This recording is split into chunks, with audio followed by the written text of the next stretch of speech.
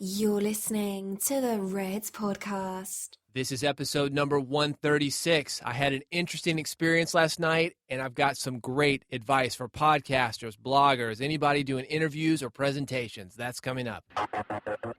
This is the Red Podcast. Real entrepreneur development.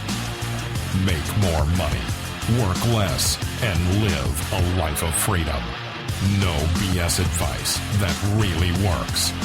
Here's your hosts, David Hooper and Laurel Staples. Last night, Laurel and I went to a book release party, and I had an interesting thing happen to me there that reminded me of a blog post that I'd written 3 or 4 months ago. And it was called, Dear Podcasters, Keep Asking Stupid Questions. It was a response to Chris Brogan's post that more or less told people to do the opposite. I don't have time to read the whole post here. I'll link it from the show notes, redpodcast.com/136. Here's part of it, though. He says, do your homework. There's nothing ever fun about feeling like you're a complete unknown no matter who you are. In my specific case, you have to work really hard to not know much about me. Most people in my world could tell you when I last went to the gym, how I'm feeling, when I went to bed last night, and more. It's so easy to do a little Googling. Really is. And for me in particular, feel free to start the interview anywhere, but so how did you get started? That sent up a red flag for me. I've been in radio for a while. I've been doing podcast interviews for a while. We're talking hundreds of interviews. Between the podcast and radio episodes, I've probably done close to 500 episodes, many of them interview format. And here's what I believe.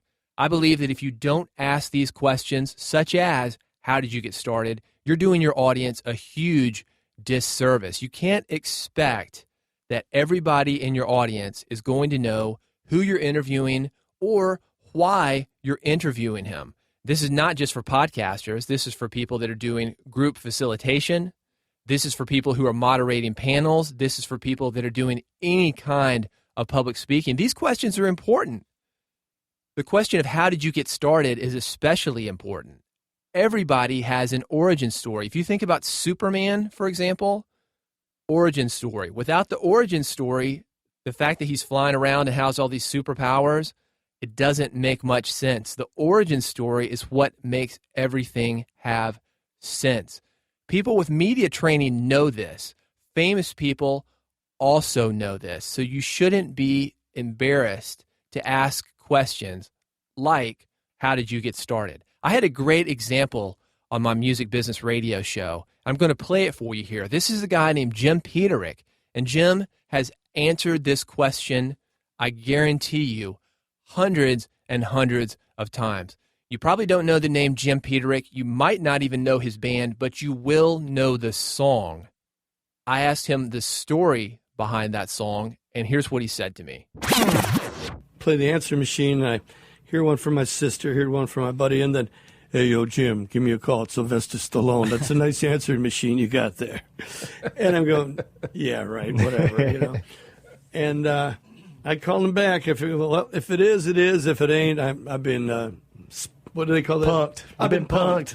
Stallone did not punk me. He goes, hey, Jim, I like your band, Survivor. I want that sound. I want that street sound that you guys got, you know. I've got this new movie called Rocky 3. Can you help me out? And I go, you know, is the Pope Polish? Yeah, I think I could do that. So he sends us the rough cut of the movie, and me and Frankie rent this big old Betamax Pro and put it on my kitchen counter. The FedEx arrives, and we stick it in, and man, we just saw, you know, Mr. T rising up, you know, and Stallone getting soft, you know, and doing Visa commercials and stuff. And underneath that scene that we're supposed to write to, there's Queen singing, bum, bum, bum, another one bites the dust. And I'm going, Frankie, he's got a song already.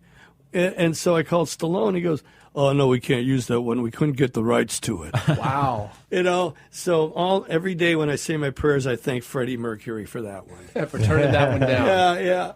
But, you know, I had my Les Paul around my neck, and you know, once we turned the sound down, I just started going, you know, that muted guitar thing. And then I see the punches being thrown, and I just went.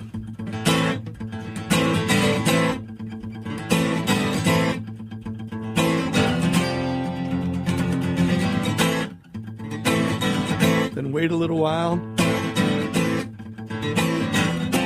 And every drummer asked me, why did you wait for that one thing? I said, he wasn't punching until then.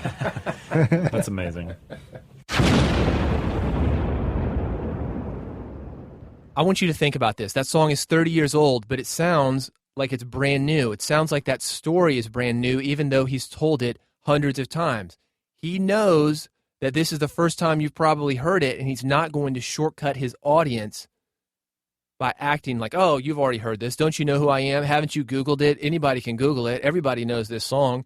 No, he's going to tell you the story. He's going to make it as impactful as possible by dragging it out, make you wonder what's coming next. He's even going to take the guitar that's sitting next to him, pick it up, and start playing as he's telling the story to give it even more impact. He's dying to tell that story. It's his origin story. It's what put him on the map for a lot of people, and he wants to let you know what he's done and why he is where he is. Most people are like this. You should not be afraid of asking these types of questions because it gives people more credibility and lets you know why you should listen to them. So let me tell you about what happened last night. This is an example of how pros work.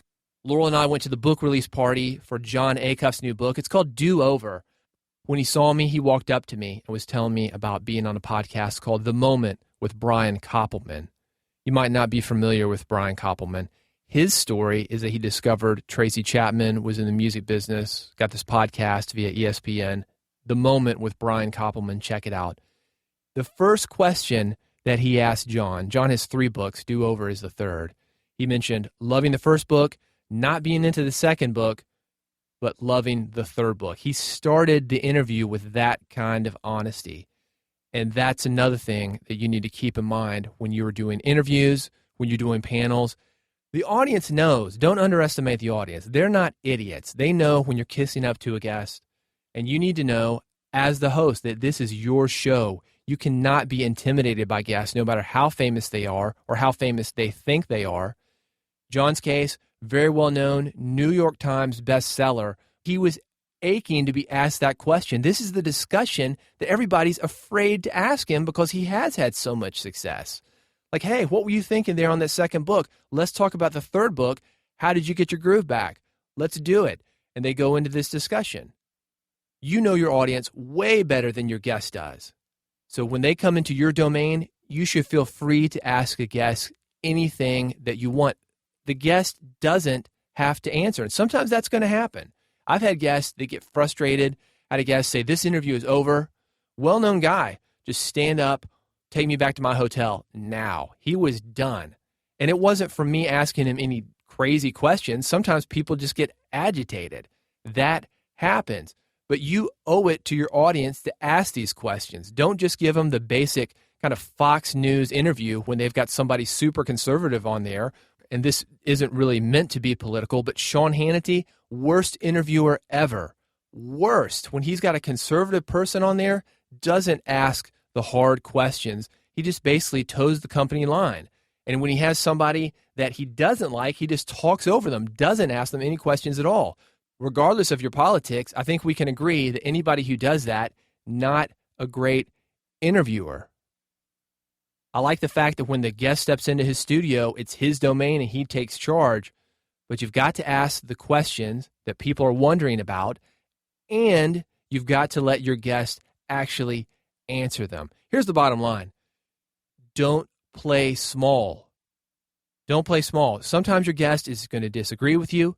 Sometimes your guest isn't going to want to answer the questions, but you need to ask the questions. It's not your job to filter yourself for the comfort of guests. It's not your job to toe the company line. It's not your job to do the opposite of that and go against whatever the anti-company line is. It's your job to ask the questions, let your guests speak, and have the conversation with them that your audience would. So that's it. Rant over. As a side note, Do Over. It's a great book. You're going to like it. Show notes, redpodcast.com/136. Thanks for listening. If you're listening to us on iTunes, we'd appreciate if you'd subscribe. That'll make sure that you never miss an episode. And we've got our own app there on iTunes. Search for Real Entrepreneur Development. Not only can you subscribe via Apple's podcast app, you can download the Red Podcast Real Entrepreneur Development app.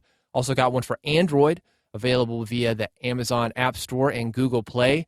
It's the easiest way to get every episode, including all the past episodes, delivered directly to your mobile phone. If you've got questions, you've got comments, questions that I should be asking people that I haven't, let me know. Contact me via Twitter at David Hooper. And, of course, you can always get us via the website, redpodcast.com. Thanks for listening. We'll see you on the next episode. You've been listening to Red Podcast, Real Entrepreneur Development. Subscribe today using iTunes, Stitcher, or via RSS at redpodcast.com.